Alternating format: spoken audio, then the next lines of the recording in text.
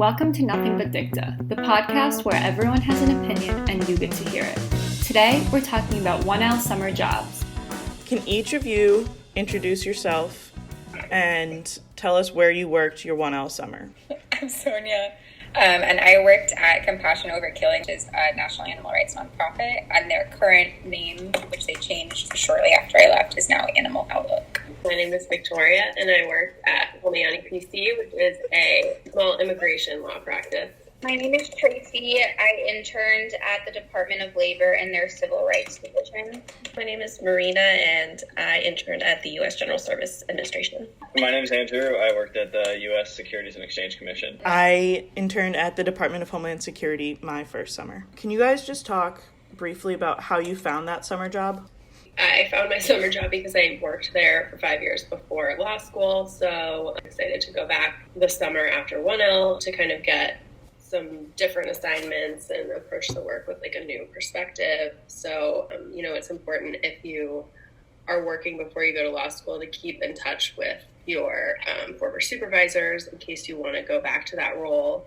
I applied to my job at DOL through PSRP, but then there was a government shutdown, so they didn't end up coming to the conference. I forgot about that.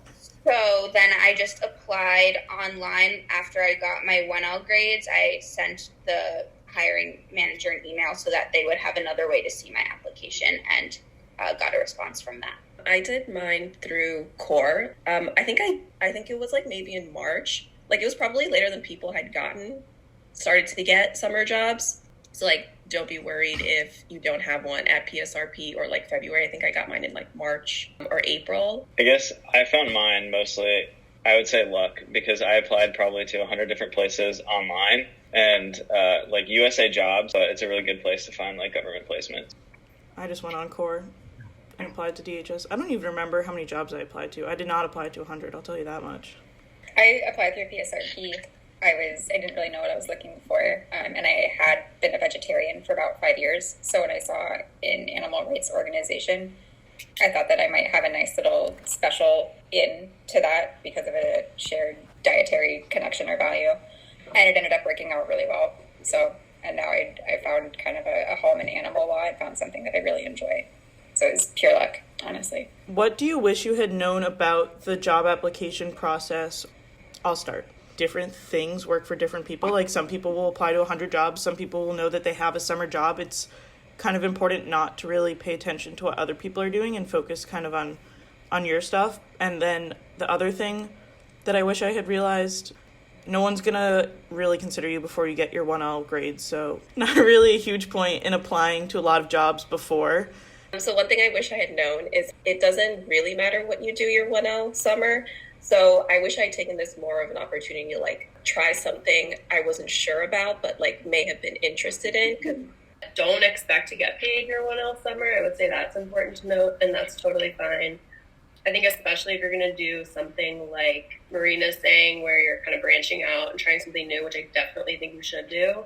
It almost matters less what you do your 1L summer and more who you interact with like on a day-to-day basis. And so I got interviews just by networking with people I met at work and their colleagues. So I think really just interviews for your 2L summer. They were through connections that I met at my 1L summer. So try to get to know people, show that you're a hard worker. I think those are almost more important than the work itself. I wish that I knew that all of the different employers and types of employers just have such different timelines for when they're hiring. Like I remember interviewing for things at PSRP and finding out if I got it or not a week later, and then hearing back from one employer 2 months later. So it's really varied. So there is no rush to get something in February, and everyone ends up finding something on their own timeline. On that note, I actually just got a rejection from something I applied to, 1L. So, 1L. Early spring 2019, they just rejected me here in fall 2020. So I think my biggest advice is there's not a ton as a 1L, especially at the beginning of the job process in December or January, that's going to set you apart as a student from a lot of your other 1Ls, unless you do have an exemplary work background or educational background. And so what sets you apart is kind of who you are and how you interact with your interviewees and how you communicate, I think, on a personal level. So I think my biggest thing is have an open mind about where you apply to and look for organizations and people that you connect with either on a personal level or on a value or organizational level. And also on the being paid note, it's okay to not get paid. As Victoria mentioned, most of us as 1Ls won't get paid, but there are alternate funding sources for public interest students. I was funded by GW through a public interest scholarship, and that made it a lot easier to go after opportunities that weren't paid and not feel as kind of scared about how I was going to make rent that summer. I got a stipend through the Equal Justice Foundation at GW, so I just did like volunteering with them throughout the year. And then was able to get money over the summer. So on the fact of not being paid, Leslie and I had both worked for the government, and the government usually doesn't pay, especially for your 1L summer. I think there are very few ones that they do pay. So GW in the summer also has a lot of opportunities to be research assistants for professors, and that's something Leslie and I did to supplement our lifestyle ability to live and survive in DC during the summer, because it does pay. Usually it's like they'll give you something to work on, and then you have the freedom to work around whatever schedule you have for your work schedule, and just as long as you get it done. I think also that the 1Ls this year will have an interesting experience and that they're not going to be geographically limited, because my guess is that a lot of internships are still going to be remote. And one of the things like where I'm interning now, they talked about as being an advantage is like they can branch out to different schools. And, like, they can now have people who are at GW, even though the court's in New York, don't just limit yourself to jobs in D.C. because they're more likely than not going to be remote. You plan on working or getting barred in a district that's not D.C. That's really important.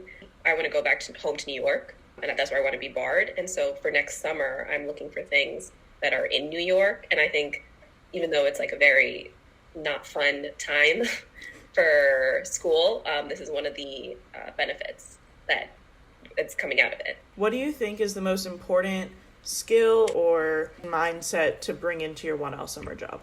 Put yourself out there to meeting people and to be very proactive in getting work. So there would be a day or two in a row where it would be pretty quiet, so I had to make sure to be proactive about talking to the different attorneys in my office, asking if I could go to meetings with them or get coffee with them to learn more about their work. And then they were more likely to give me projects after they knew me a little bit better and what I was interested in. So I think that was really helpful. So I worked in a really small office. It was myself, 2 other interns, and our supervisor, and that was it. And so I think for me, it was really important to be open to asking questions, even when they felt a little silly or dumb. But at the same time, managing up, making sure that when I had a question, I was exhausting all the outlets that were available to me independently before I went to my supervisor with a question.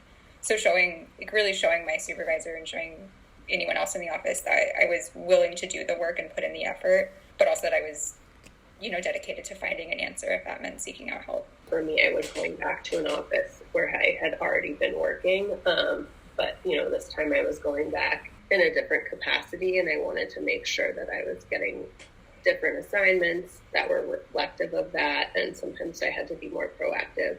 You're most likely going to be doing a lot of research for this internship, and it can feel monotonous at times, or just it may not be something you're interested in, so it can seem very boring, but that's probably what you're going to be doing: a lot of research, some writing, some like legal memos. So just be prepared. It's not like, it may not be the most interesting thing that you're doing, but you are, even if you didn't have that skill, like you're definitely going to hone it while you're in your 1L internship, because that's basically all you will be doing, like legal research and writing the whole summer. And another thing, these people, like your supervisor, is probably going to be your reference until you graduate, if you do well. My supervisor, she was very proactive about like having conversations with me about what I wanted to do, like if I ever needed her for a reference, just like legal career advice. And so she is someone that I definitely use as a reference every time I'm applying to something. She's like one of my biggest cheerleaders. Like here, your supervisors, like at max, there might be like 10 other interns that supervisor is having. So if you make these connections, like these are people who can really speak to your ability and your capabilities in a work environment. So be prepared to make the connections. It's not a particular skill that your employer is looking for. It's more so your mindset. And so going into the internship or job opportunity with an open mindset, a willingness to learn, to really step out of your comfort zone. If you hear your supervisor is going to a meeting on a certain day that you'd like to attend, just ask to go and sit in the room. Like, you're going to gain more experience and understanding of what it's like to be a lawyer from sitting in that room than not. And also be willing to develop relationships with your coworkers, your supervisors, anyone you interact with. I have one of my closest friends I met through my summer internship, and like we still talk to this day. As much as it seems like DC is a huge city, if you're working here, it's a pretty small city. So just be open to that and you'll be successful. When you're remote, it's even more important to make those connections. It's harder to make them, but it's more important to make them because, as I'm sure everyone is experiencing right now, like if you don't reach out to people, law school gets really lonely really fast. And I would imagine the summer is going to be a similar thing. So it's important to reach out. I think another thing that we might be missing just because of the COVID context, I think it's important that like if people are in DC or other big cities that they take advantage of being there and getting to explore the city like on their time off, even on their lunch breaks. Like I had pretty long lunch breaks because there was a lull in work on some days. And so I would just go walk around like the Capitol building and like, I think that's a really good opportunity that you don't necessarily get anywhere else. So I think take advantage of where you are. A big thank you to Leslie, Victoria, Sonia, Tracy, Mareena, and Andrew for their advice on 1L summer jobs. And as always, a thank you to our listeners. We hope you'll join us again soon for another episode of Nothing But Dicta.